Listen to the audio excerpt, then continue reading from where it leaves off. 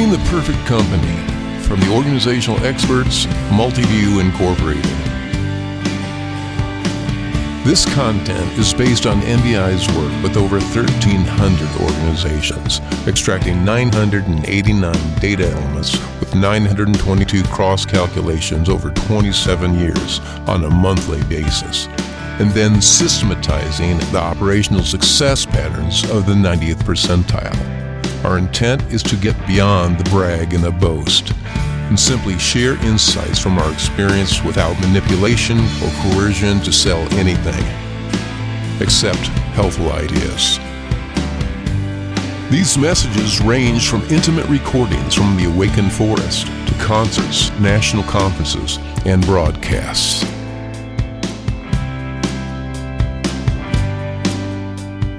Hello, my name's Andrew Reed, and welcome to Creating the Perfect Company. I'm sitting here outside in the awakened forest where we have our mountaintop retreat center, where we've trained over 10,000 CEOs and executives, and of course, worked with all of these hundreds and hundreds of organizations. And in this series of messages, we're going to attempt to perhaps communicate what we call best-known success patterns. The patterns that we've learned through the course of our work with Multiview, basically measuring over 1,300 organizations on a monthly basis for over 27 years. Of course, that's dated right after I say it, right? But it's from this body of knowledge over this period of time, being very pragmatic, is really the content that we desire to share.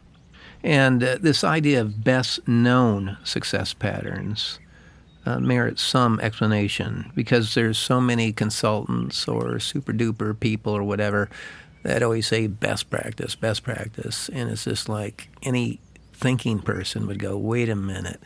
Do you have the whole enchilada? Are you the all-being that understands all things, masters of time, space, and dimension? Of course not.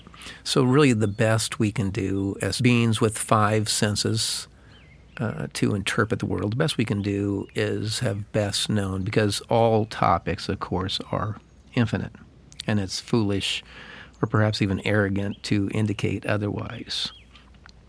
The key to understanding Multiview, or at least one of them, is to understand patterns. And obviously we want, successful patterns that actually work on this planet. And then to be able to recognize them and then apply them to our respective companies and businesses. Even from seemingly disparate industries or business sectors that you either want to have or you want to start.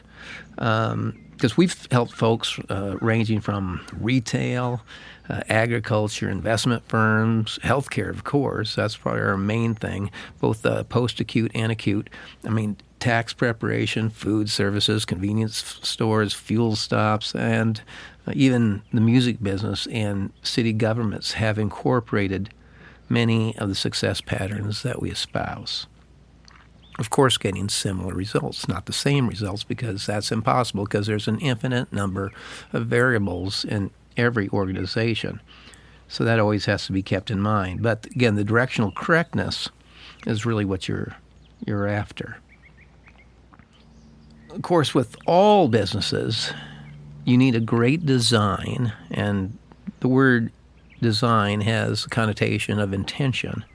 The design of customer delight. That's needed in all businesses, because without customers, you don't have any business. And then of course, we need the back-end intelligence in order to manage our enterprises well. Now, this message is what I'll call a foundational message. It's something that I can refer listeners back to so that we don't have to regurgitate and retell our story over and over ad nauseum. We can just say, hey, listen to episode 1. And we don't have to present our credentials or certificates or data or experience, but we can focus on the success patterns. And there's intelligence involved here. And we take it as fact, at least in the multiview world, that no two human beings have the same consciousness. They don't have the same intelligence or perspective, and thus the interpretation of material is largely up to the hearer. And not to get too philosophical here, but in our view, again, the name multiview, where does it come from? Well, it really has to do with this, that each human being is a center of consciousness or sensation in a multi-centered universe which doesn't have a center, which is infinite. This statement really goes to the heart of multiview, as it represents really all human organizations. We have this collective of people, each with their own particular view or perception, and somehow all of these individuals or centers of consciousness or sensation have to be aimed in the same or a similar direction for the achievement of some result. And such is a group enterprise. The other thing about multiview, the name, I mean, if you look at the book of Proverbs, not that I'm adhering to any particular belief system here or whatever, it does say there is safety in the counsel of many, meaning that there's some significant of organizations that have gotten great results. There's some truth to many directions.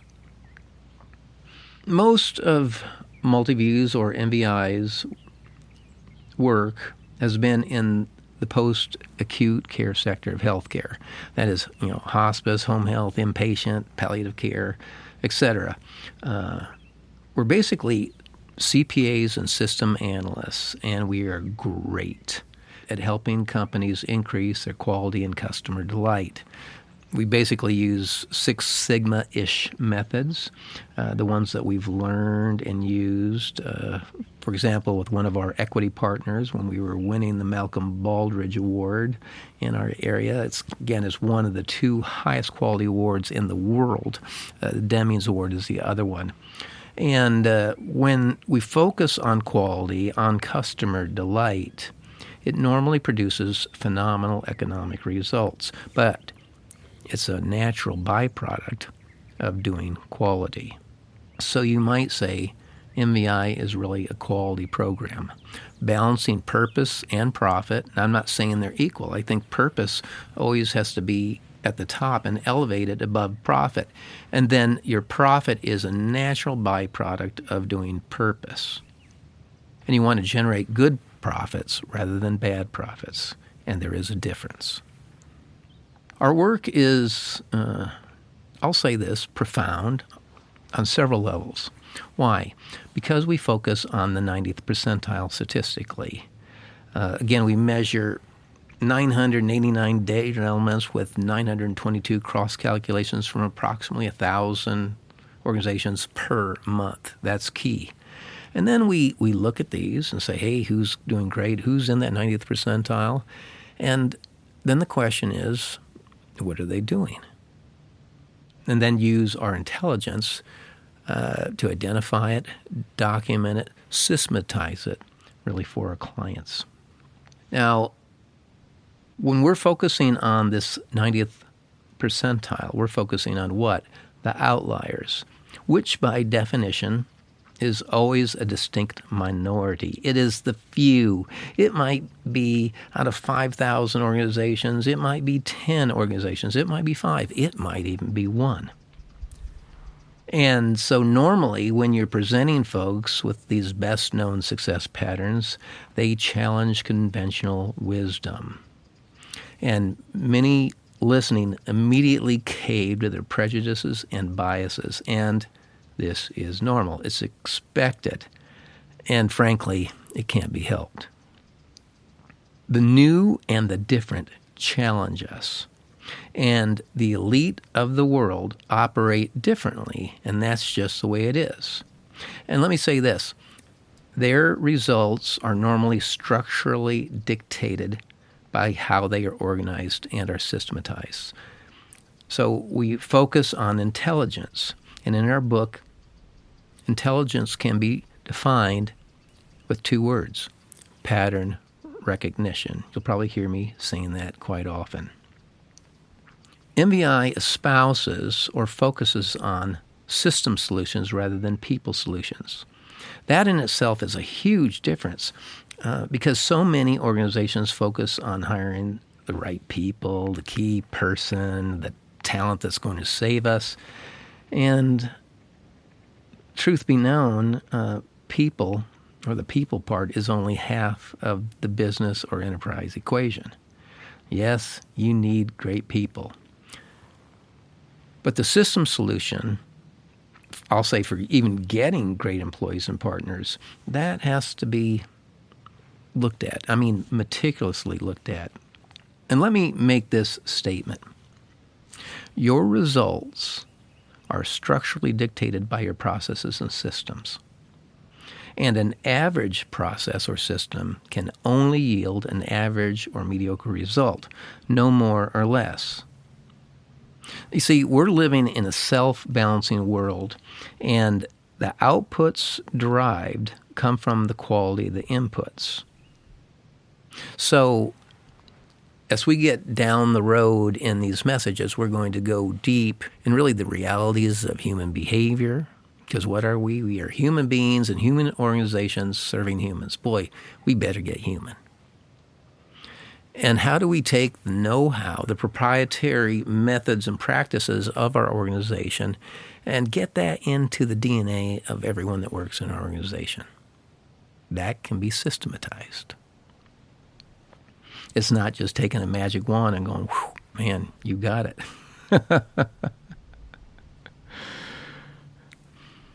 So, again, our results are structurally dictated by our processes and system. Average processes and systems can only yield average results. And I'll just say this, we also can't be weenies and whiners that look at things and we complain how bad it is, or employees aren't as good today as they used to be, or anything like that. All that is excuse to me.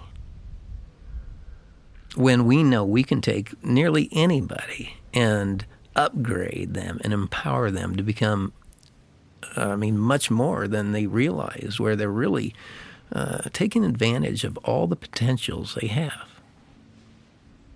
And all can be part of the design of your system, your people systems in this case.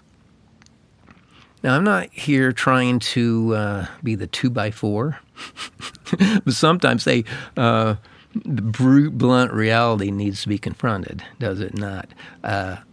And to me, the big 2x4 sometimes comes in the form of numbers. Your numbers don't lie. They are the truth about your company. And I've got all kinds of leaders that get real squeamy about this, get squishy when you take a look at their numbers and they go, well, it's not so bad, or well, it's because of this. Well, Andrew, I could do quality. I had one CEO said, Andrew, we know you have all this great stuff at Multiview, and and I could do that if I wanted to. And I said, well, no, you couldn't. First of all, if you know about better ways of doing things than your organization is doing now, and you're not, you should be fired. Your board of directors needs to haul your ass out of here, or your posterior, if we want to say it more politely. And secondly, you don't do it probably because you emotionally can't pull the trigger. Or you might language it as you lack the courage to make those types of moves. Of course, you win over clients with such language and all that. But your numbers are your truth, whether they're good, bad, or mediocre.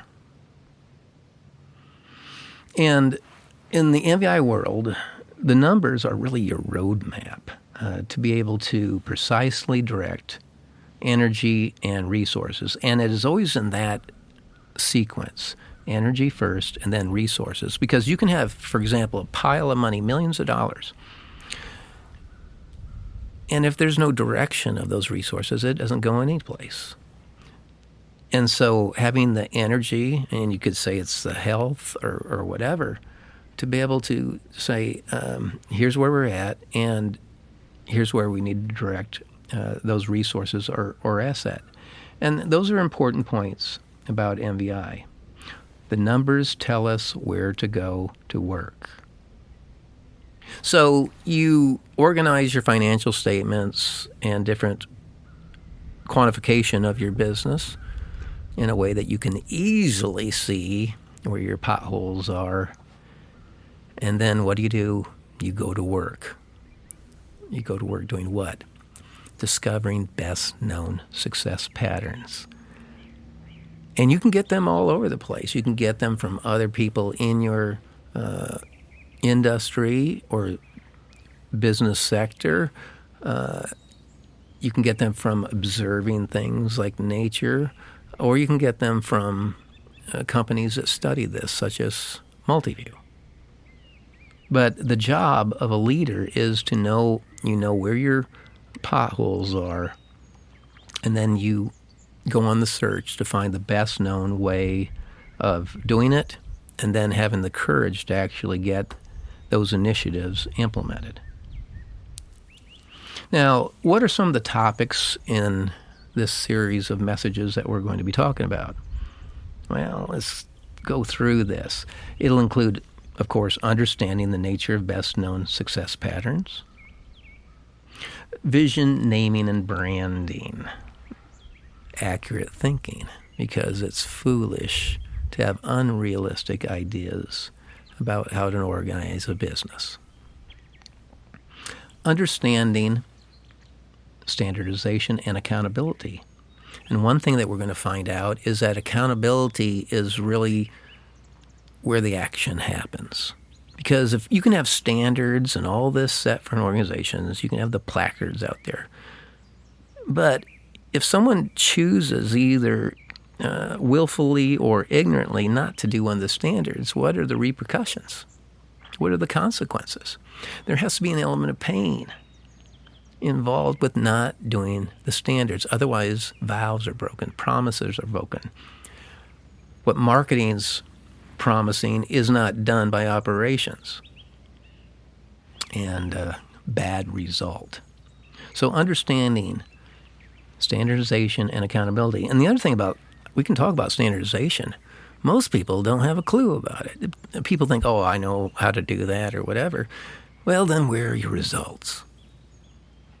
So it's about getting honest and really understanding the need for written documentation of processes to get beyond oral narratives, use of visual controls or what we'll call IRMs, image recall mechanisms, monitoring, frequent measurement, and of course you'd want to add accountability and your accountability systems in there.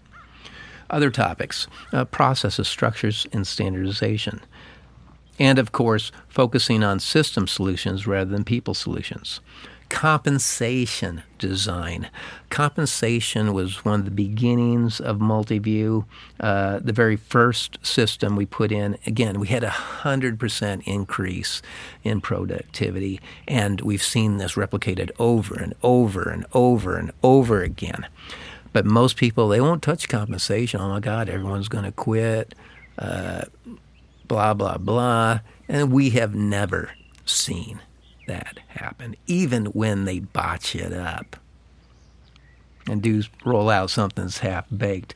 Normally, you're always going to get a better result than what you're getting now. And if you're paying just salary and hourly, I can tell you right now, you're never going to get to the 90th percentile. We've been measuring people for decades, and I can't tell you of a single organization that's got to the 90th percentile without having creative compensation systems. Let's keep on our topic list. Operating an organization as an integrated, coherent whole and not silos. We see so many organizations, and each department, finance is doing this, and marketing is doing this, and ops is doing this, and compliance is doing this, and HR is doing, and they're not aligned. We've got to create an integrated, coherent system where the whole thing operates really on a basis of mutual reliance.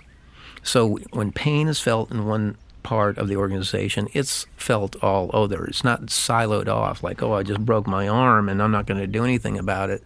The body system doesn't work like that. The natural world doesn't look like that. Well, should we operate our organization with an ideal that doesn't align with nature and the way the natural world works? Of course not. We want the whole thing to work together. And, of course, that can be done. Leadership, of course, always has to be mentioned. It's a topic I don't like to talk about. Anyone that I'll say even wants to be a leader, I hold them with great suspicion. Normally the best leaders I've ever seen are folks that don't even want the job. They just do it because they have a vision of what can be accomplished. And they have at least some level of belief that they can do it. But it's normally based on some need that needs to be fulfilled.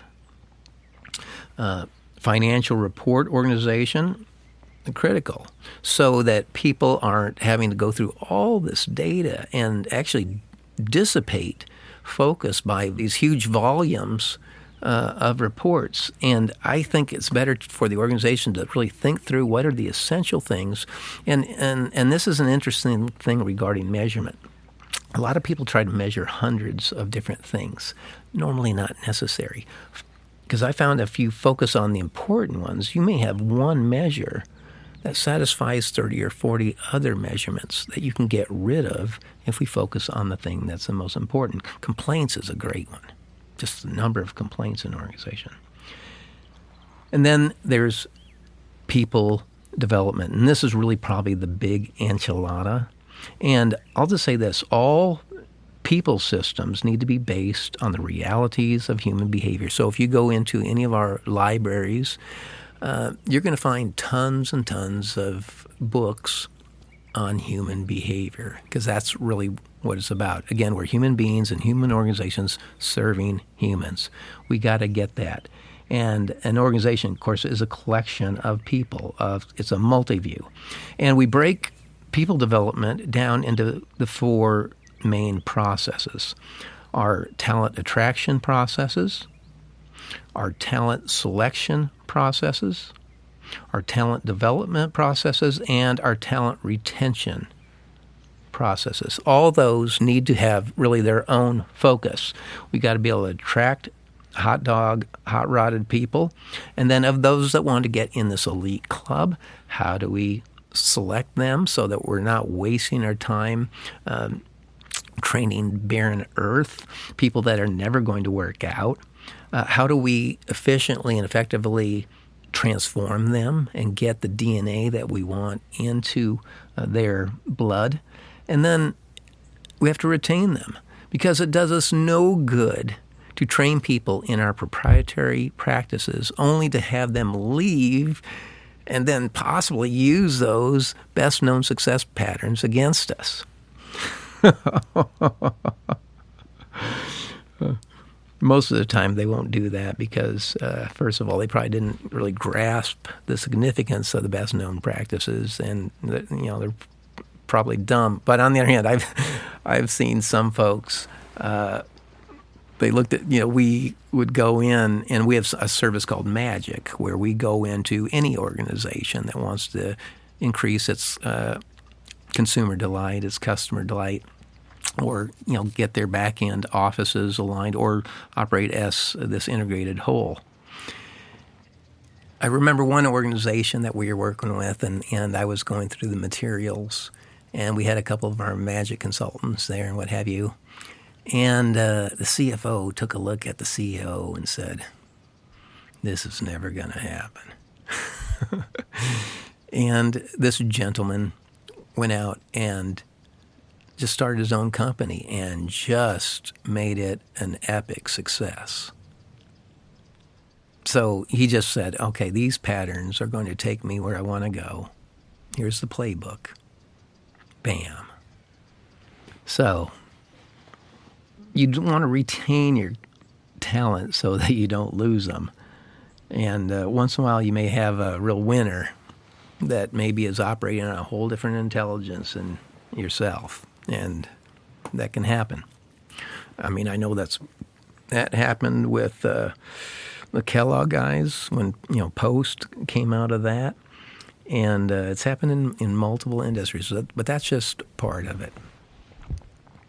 Much of MBI's work is profound, I might say. And I think this has to do with the large volume of work that we've done with hospices or end-of-life care companies. Because, this is where the customers are really the patients and families, the moms and dads, and they're in one of the most vulnerable times in their lives. They're facing the great certainty when it's our turn to die. And in our mind, our thinking, our belief, there is no room for screw-ups or service failures in this business. There are no redos. It's not like we can screw up and then say, hey, John, get back in the body. Let's try that again. It's over. So we hold such organizations to a much, much higher standard than we do others, because there's no way that you can do it again. Our return policy sucks. However, with this said, this meticulous consideration of the customer experience is the driver of our work. And we've helped organizations in so many different industries, business segments, to improve such quality. And I can't help but believe that at the end of the day, MBI has enormous karma dollars all built up, as we've served approximately half of all the deaths in the U.S. populations over the last couple decades. They've all been touched by the perfect visit, perfect phone interactions, all this. And you say perfect. Some of you may be questioning even the title of this message. Perfect organization. Andrew, that's not possible. I'm saying increase your standards. Increase your thinking. I mean, are you going to say, hey, we're going to design mediocre customer interactions? We're going to do, mediocre visits? I don't think so. We need to be committed to quality, and perfect is. Now, perfect, let me define this. Perfect in our world is defined as this: to the standards of the organization. So perfect equals to the standards of the organization. But I'll say this, with this work in the end-of-life area, this background helps us serve any organizations who genuinely wants to increase quality and create these meaningful, impactful customer experiences, or delight, as we like to say, and create these long-term relationships, because all organizations are relationship-driven.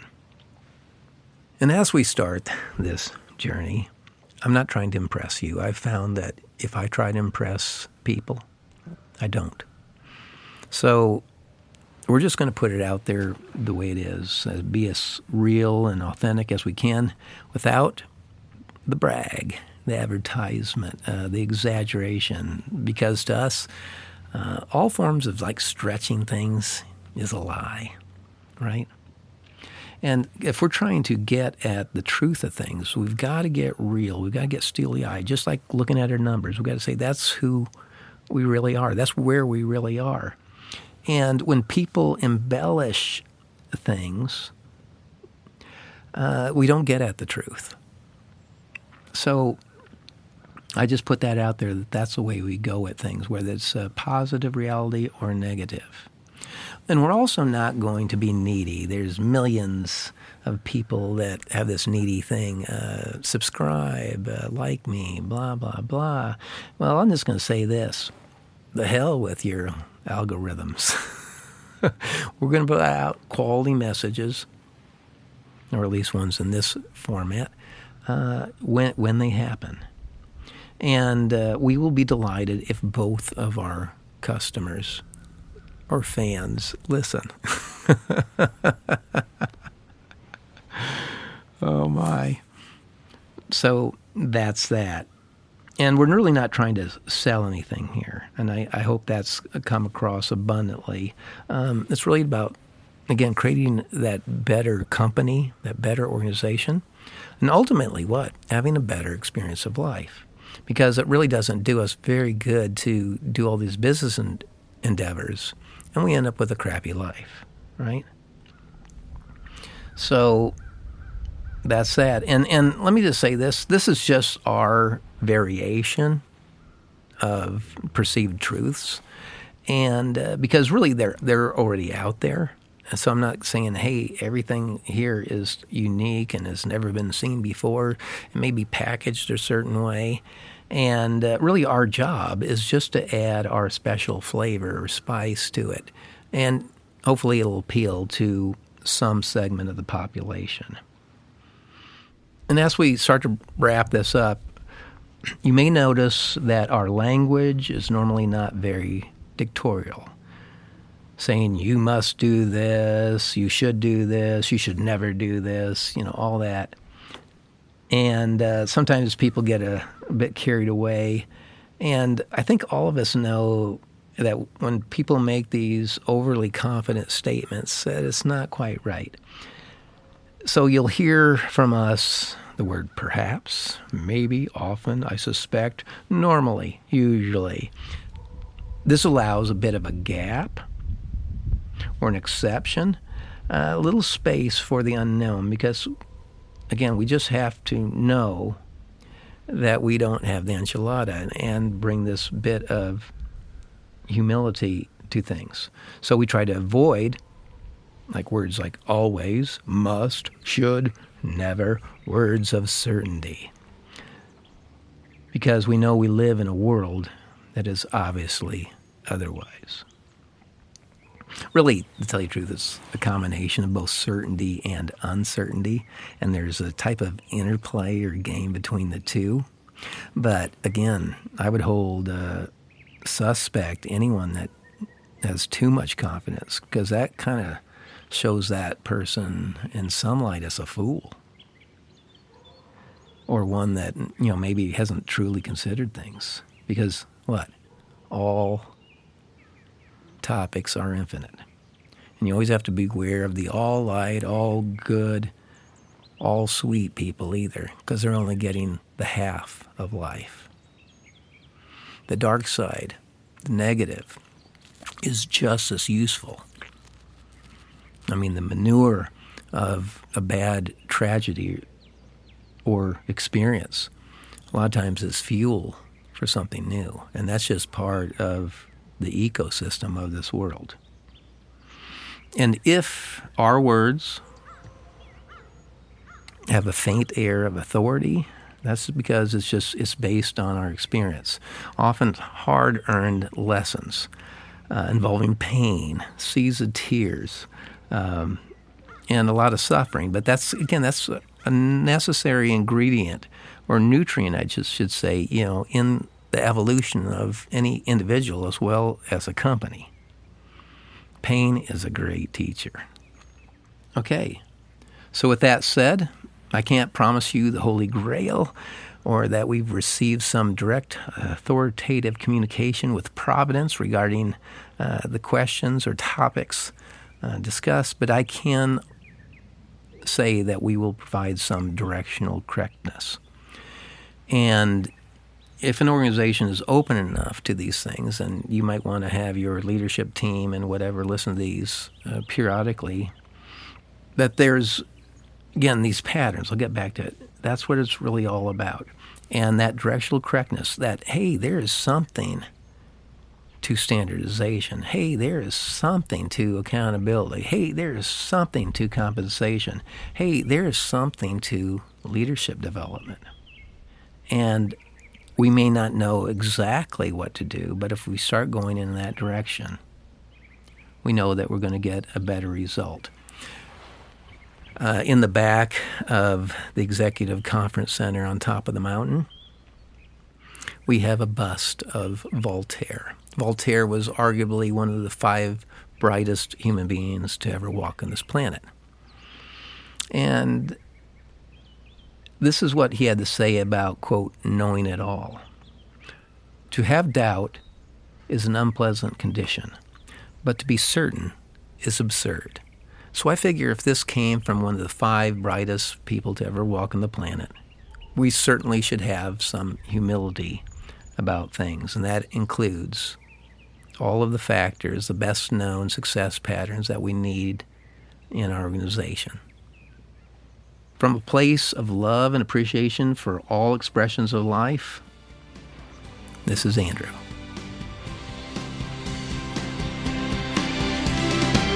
We hope you are having the best day of your life. If you need something further, just visit one of the Multiview Incorporated websites or contact us through social media.